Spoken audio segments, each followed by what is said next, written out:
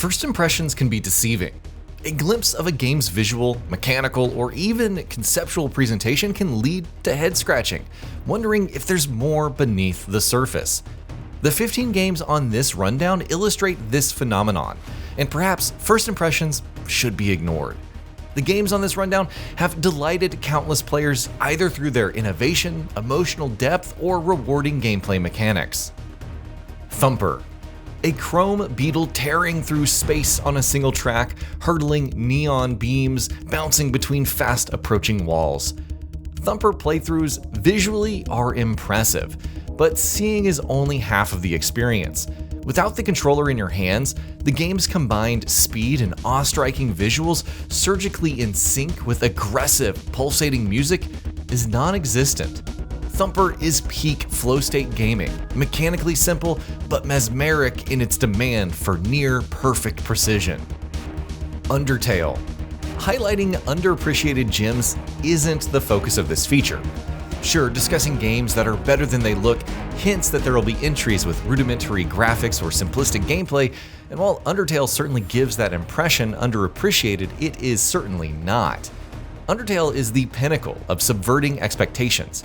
Innovative combat with options for how opponents can be defeated, and complex choice-based narratives are supported by fantastic writing and character development.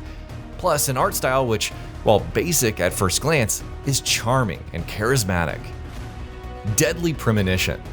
Graphically morose, mechanically bereft, technically shambolic, survival horror Deadly Premonition arrived in 2010, but its presentation and performance resembled a low-budget PS1 effort, long condemned to the dustbins of time.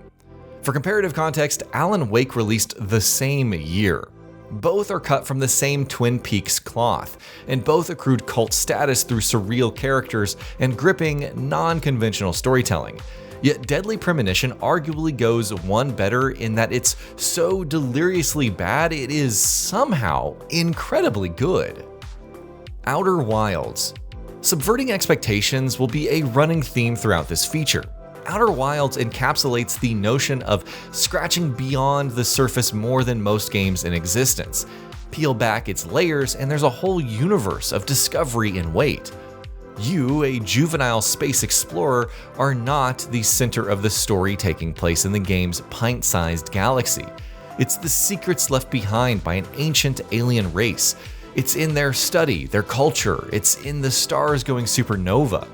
It's subaquatic jellyfish and frozen comets, black holes, and campfires. Subnautica.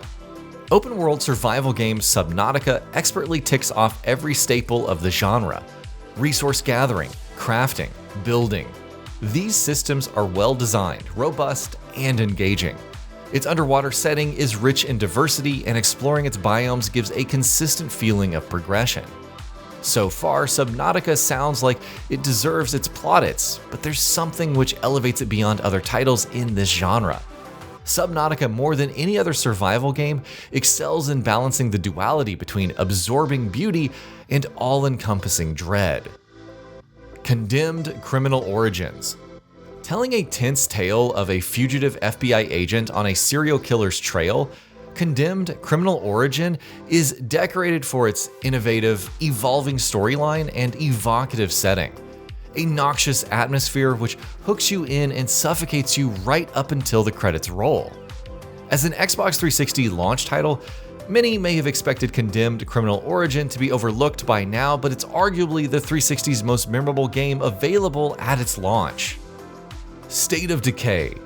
Graphics are dominating these discussions we're having on games that are better than they first appear, and to be fair, the face is the first thing that you see before you understand the personality. Most would agree visual fidelity isn't the only aspect that is integral to making a good video game. A game needs numerous other elements. Well-implemented gameplay mechanics, a serviceable story, clear progression, oozing atmospherics. This is State of Decay, a zombie-ravaged action-adventure which, unlike some of the games discussed on this rundown, benefits from ropey graphics as it contributes to the game's unfettered, atmospheric rawness. Singularity may open like just another first-person shooter, but stick with it, and it quickly spirals into something far more inventive. As the story unfolds, you're handed a powerful arsenal of time manipulation abilities, from rapidly aging enemies into dust to tossing out localized black holes that bend the flow of combat itself. Yes, it might look its age in 2025, but beneath its dated visuals lies a forgotten gem brimming with bold ideas and satisfying gameplay. If you can find a copy, do not let this one pass you by. Mad Max. For a long time, movie tie-in games were products of rushed development, rapid attempts to cash in on the latest blockbuster franchise before the hype dwindled.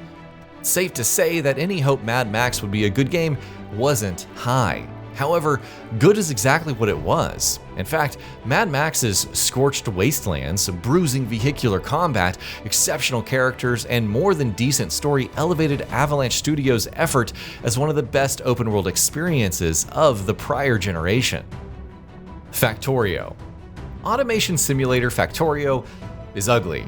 A subjective opinion, sure, but its mechanical design is rarely beautiful unless industrial functional efficiency is your thing. You start by mining resources, transitioning these into building materials, and soon enough you're constructing machines to automate the refining of said materials. Then automated machines to build automated machines to build automated machines, and so on. The factory grows exponentially. Beneath its vulgarity is a deep creative system, rewarding fluidity and logic. Stalker: Shadow of Chernobyl.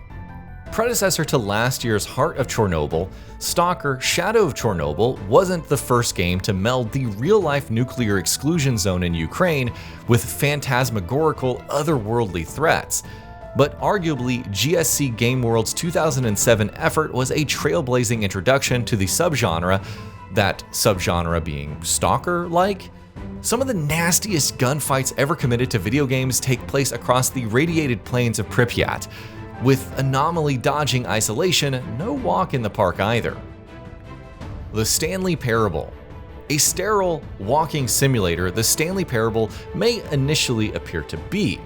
What this is instead is one of the most mind-flipping narratives filled with dynamic storylines and meta-philosophy which postulates on the meanings of control and, as it's a video game, player agency. It's crazy funny as well, which you wouldn't expect if you took the gray decor of Stanley's office environment at face value. Fist: Forged in Shadow Torch. Unfortunate naming aside, Fist: Forged in Shadow Torch looks great. Gorgeous art style presenting highly detailed biomes to explore in this adventure. Just beneath its appearances, though, is a game which admittedly rehashes all that's familiar about the genre. Backtracked exploration, intense platforming, and challenging combat. So why does it belong on this rundown? Well, it's because of all of those comparative elements, while overfamiliar, are all done at such high quality. Everything Studio T Games attempted, they pulled off, with Fist: Forged in Shadow Torch harboring a sensational story to boot. Zombie Army 4: Dead War. An issue facing Zombie Army 4: Dead War prior to release was that despite how fun it is, killing undead Nazis has been done to death. Couple that with the game borrowing much from the Sniper Elite series, they share the same developer after all. However, somehow Rebellion crafted a shooter with tactical depth, meaningful progression, and swaths of customization beyond mindless killing. Kyborg. Just released, Kyborg is a relentless roguelike beat-em-up with procedurally generated challenge and rewarding customization. Its relatively unique setting should elevate it above other games of the genre, but the overriding impression is, like Zombie Army 4, this is a game that's treading too closely to the overfamiliar. However, there's incredible build variety on offer here. Hundreds of powerful augmentations and mutations provide endless replayability. And that'll be about it for this one. If you guys like what we're doing at GamingBolt, please consider subscribing to our channel, and I'll see you guys on the next video.